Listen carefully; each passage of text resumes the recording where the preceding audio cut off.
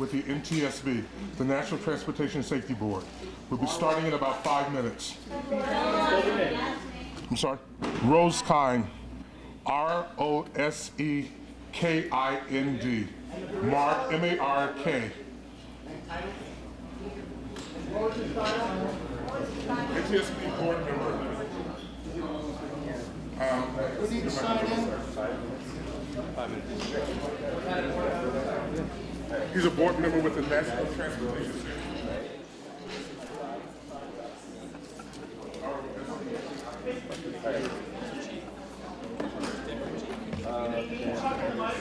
Board. Talk in the mic.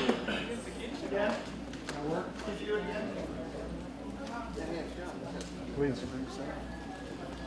Mic check 1, 2, 3, 4, 10, 9, 8, 7, 6, 5, 4, 3, 2, 1. You guys good?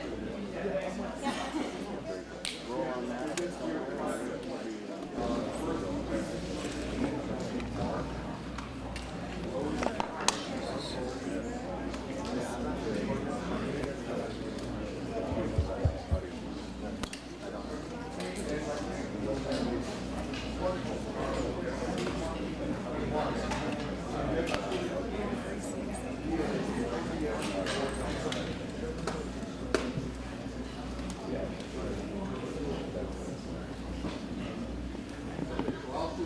Just saying hi, check 1, 2. Just saying hi, check 1, 2. Hey, hey, my.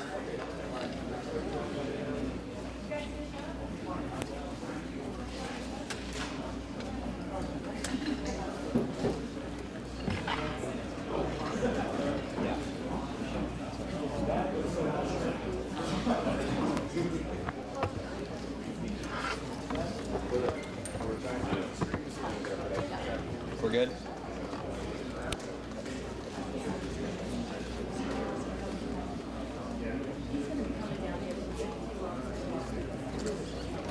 Mic check, 1, 2, 3, 4, 5, 6, 7, 8, 9, 10. Okay.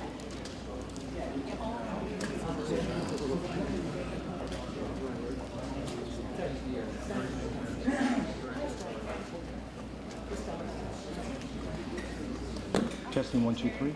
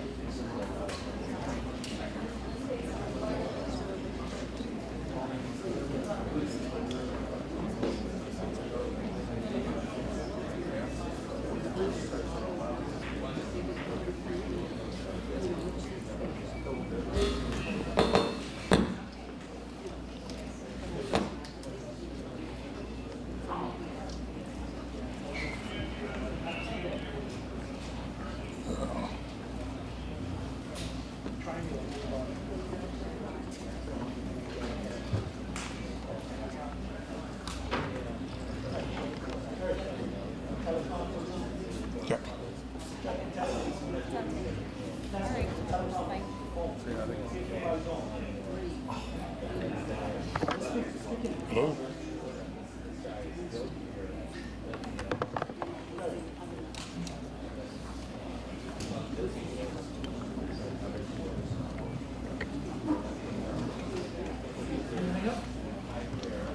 Did you hang up? No. Did you hang up? No.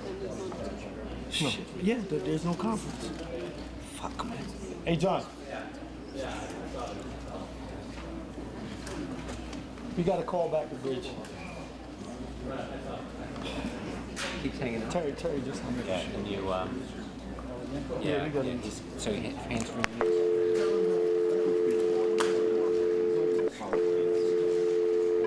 888-664-9956.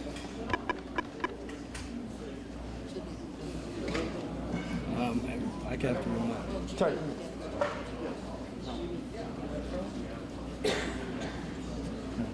Thank you for calling the conference center.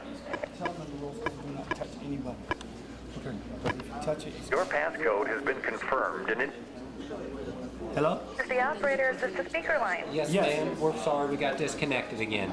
How many people do we have online right now? How many callers? 12 online. When you speak to the conference, they cannot respond because you have it set up. That's good to go. That's good to go. Thank you, ma'am. You're welcome.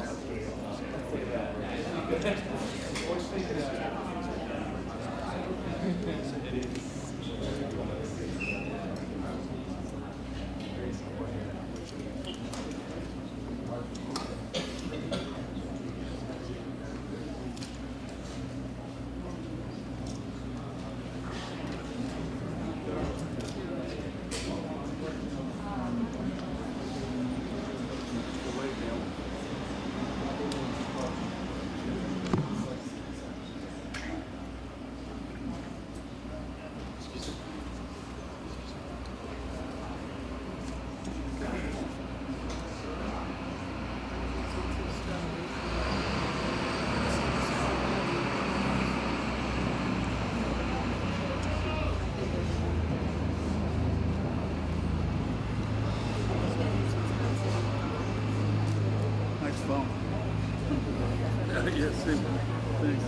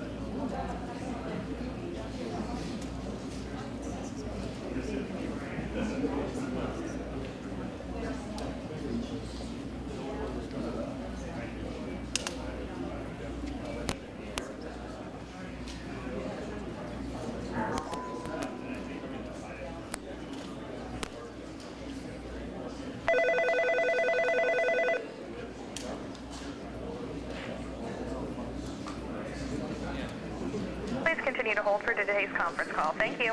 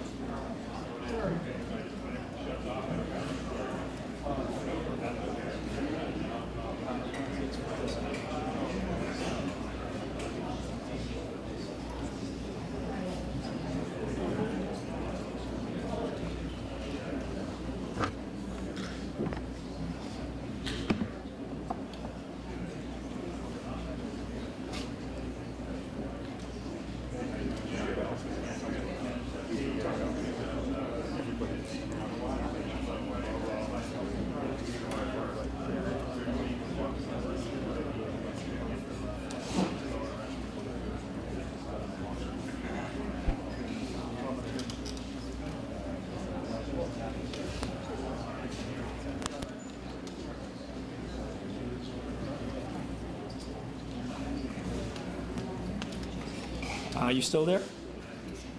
Hello? Conference is still on the line, sir. Your participants are listening. Okay, I was just testing. It should be about 3 to 4 minutes or so. Thank you. Excuse me, this is the operator. I have pulled your line out of conference. We have this call scheduled to end in about 6 minutes. Can you tell me about how long you think it will go? Can you go ahead and just extend it for another 45 minutes, please? Okay, thank you. Yes, thank you. You will now be placed into conference.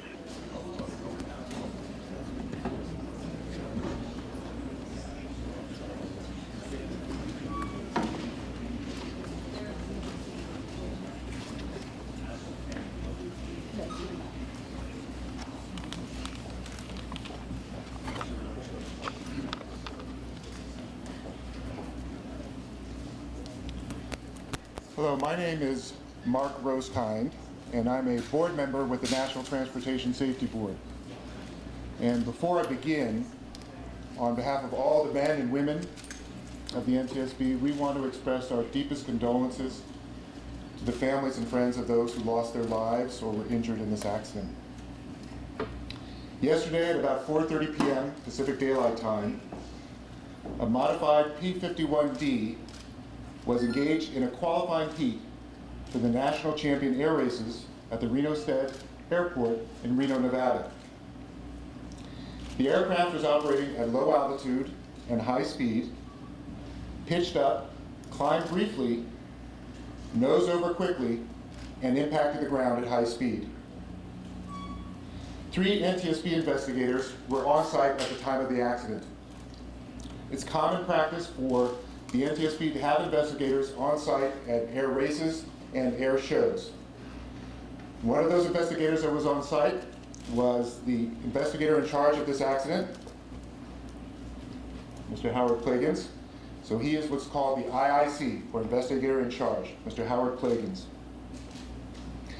At about 8:30 this morning, the rest of the NTSB team arrived, and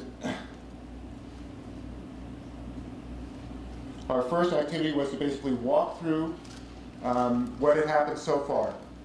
So we walked the accident site, had a chance to speak with the NTSB investigators, the 3 that were here at the time of the accident, and get an update on their current activities. So let me tell you about those current activities. The investigators have isolated the accident site. They've walked the accident scene, which means that they've gone through and identified and processed the wreckage.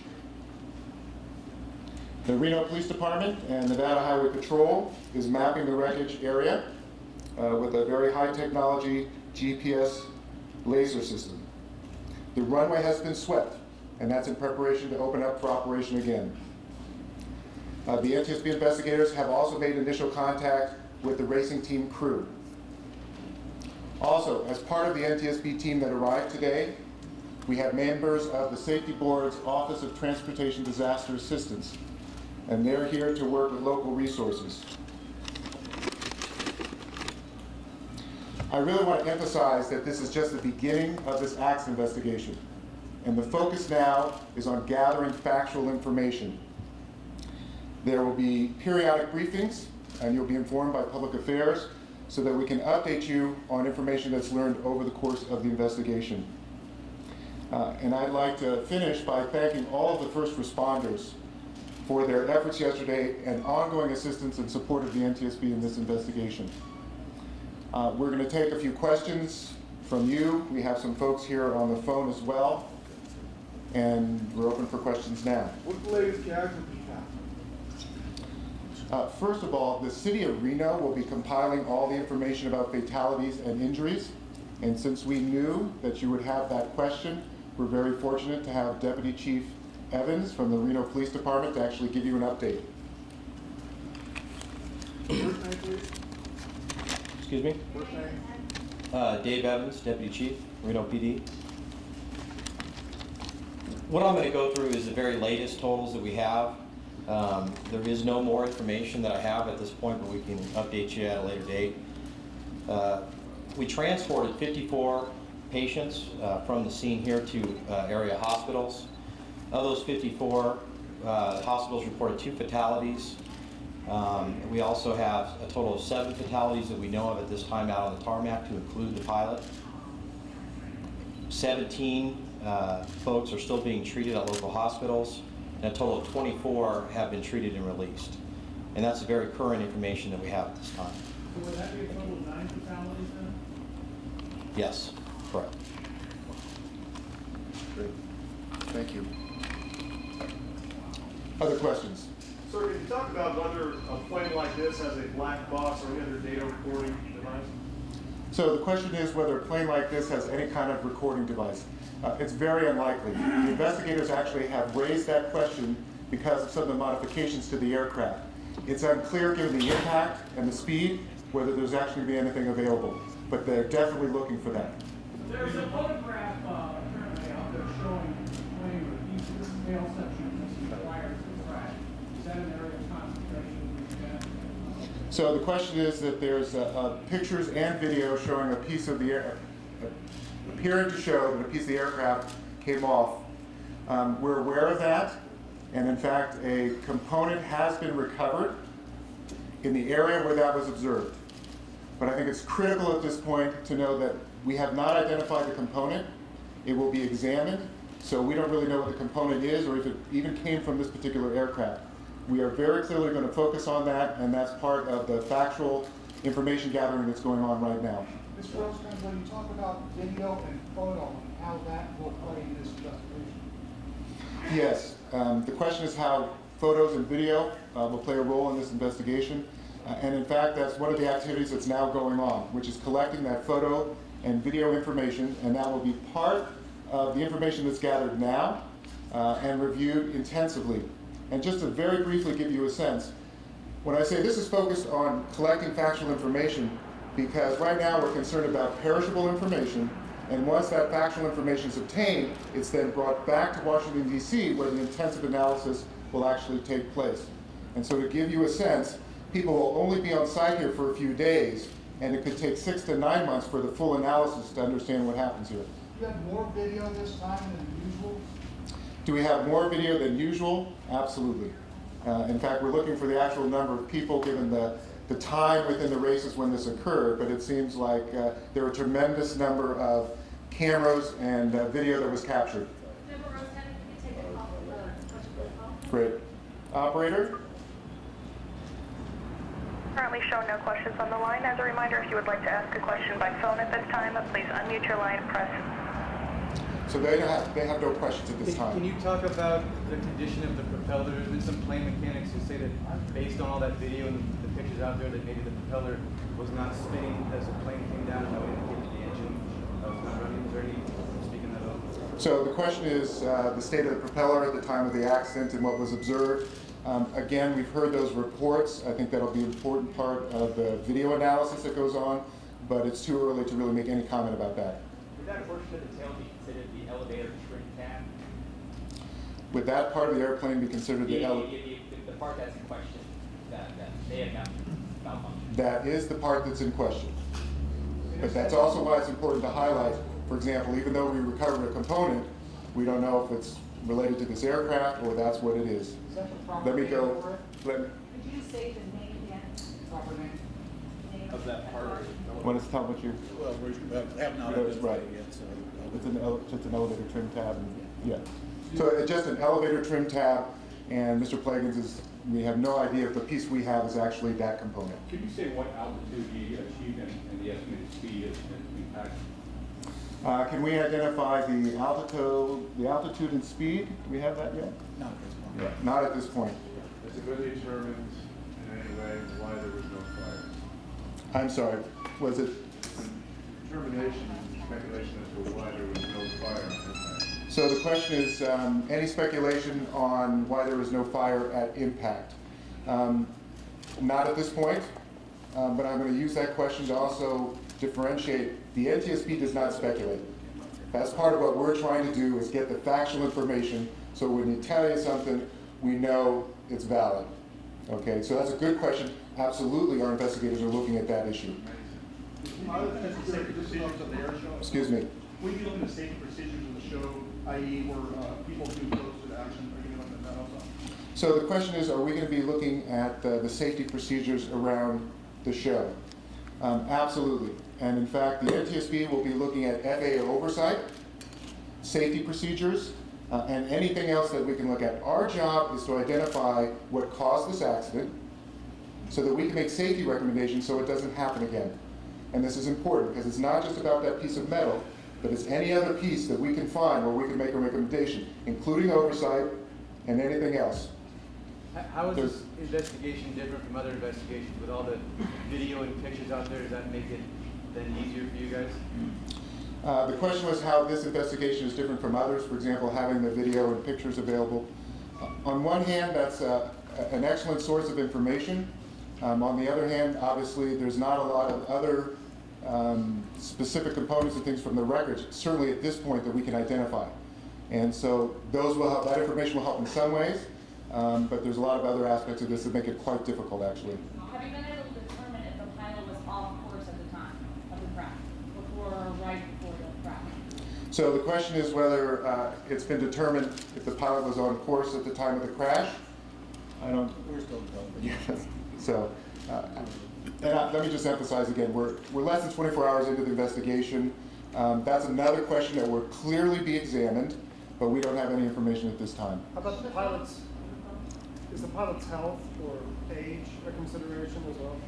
So the question is whether the pilot's health or age is a consideration. Those things will absolutely be looked at.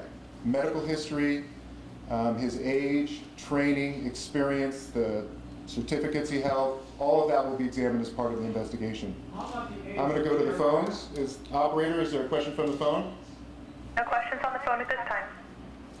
No questions. Can you describe for us what the evidence shows of the last few seconds of this aircraft in flight? We've heard witnesses say that it seemed to be in trouble, stall or wake turbulence. Is there any evidence at this point that would shed any light on that? So the question is about what has been observed in the last moments prior to impact. What we can say is it's pretty clear that at low altitude, high speed, aircraft went nose up, climbed briefly, and then nose over quickly. That's why it impacted. Anything further is still being investigated at this time. It's just too soon. We'll take 2 more questions. Great. The way these planes are modified contributing to the danger of situations like this? So the question is whether the modifications of these airplanes are contributing potentially to their safety risk. And that is a question that will be looked at. And I think that fits in with, we're not just interested in the metal, but oversight, modifications, and any aspect of this investigation that doesn't just help us understand the cause, but the kind of safety recommendations we can make sure this doesn't happen again. That will absolutely be looked at by the investigators. We're going to take one more, please. I'm sorry. The crowd a little bit further back away from the area where the aircraft are racing and possibly away to prevent fatalities in the onlookers? So the question was whether or not recommendations could be in the area of actually moving spectators back. And that's an area that will be looked at. In fact, I think it's important to know that we will identify the cause, make safety recommendations. If in the course of that investigation we identify anything that's appropriate to actually put out an urgent recommendation, we would do that before the end of the accident's actually finished up and analyzed. So that will be looked at. If we get a finding that suggests that's an issue, then we could actually then publish an urgent recommendation in that area. Thank you very much. I want to highlight that periodic updates will be provided. Our public affairs people will make sure that you know whether those are going to be available. I'm just going to finish once again by thanking the first responders for all of their efforts. I know the mayor of Reno is here. I want to make sure we acknowledge him, and thank you, sir. Mayor Cashel is here. There's been a lot of effort and support from the local community and first responders. So thank you very much. Wasn't there briefing about the first responders? Dave Evans, we have a question for you. What is the next briefing? Mr. Mayor, you want to talk? Mr. Mayor? Mr. Mayor? Mr. Mayor? Mr. Mayor, we have questions about the first responders.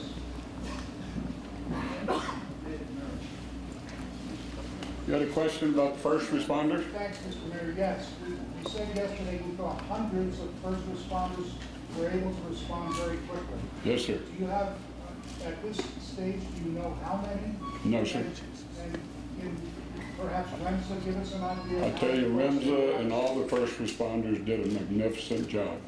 And if you look at some of those videos, you'll see those emergency vehicles rolling in while the dust is still in the air. So they did a fantastic job. Remsa had everybody to the hospital probably within an hour. So it's fantastic what everybody, all of our police and firemen and all the airport authority, what they did is just fantastic. Mr. Mayor, is there concern that you have that an event like this might be just too dangerous with the high speed, with the spectators too close? Sir, I don't have any, I'm not an expert in that. It's going to be up to the airport authority, and it's going to be up to the air race board, and it's going to be up to these guys. But you're the mayor. I'm the mayor. Dollar gets you a cup of coffee. Mayor, what are your instincts about it? Do you think that maybe these... Sir, this, as the gentleman said before me, we're not going to do any guessing or anything else about what goes on. I know that the airport authority has competent people. The first responders are great. NTSB is going to study this, and we'll make sure. But we would like to see if we can keep it going. We will make sure that all the safety precautions. This is the first time in 40 years, I think, that we've had a visitor injured or killed in this. We've lost some pilots, but we've never had a major catastrophe.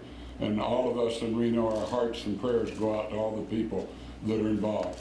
Everybody, I can't tell you how magnificent all the responders and the airport and everybody, Remsa, police, fire, the great job they did is unbelievable under these circumstances. And I'm not going to take a lot of questions. I'm not part of this. I just wanted to answer the one, and I thank y'all very much for being here. Thank you. Was this the first time you had the boxers out there on... Folks, we'll do an additional briefing a little bit later on this afternoon, somewhere in the area of 5 to 6 p.m. We'll be sure to get information out to you. Our public affairs officers are Terry Williams and Nicholas Worrell, Nick, and then myself. So feel free to reach out to us, but we will have an additional briefing with more information later on. Thank you. This location or another? Here, this location.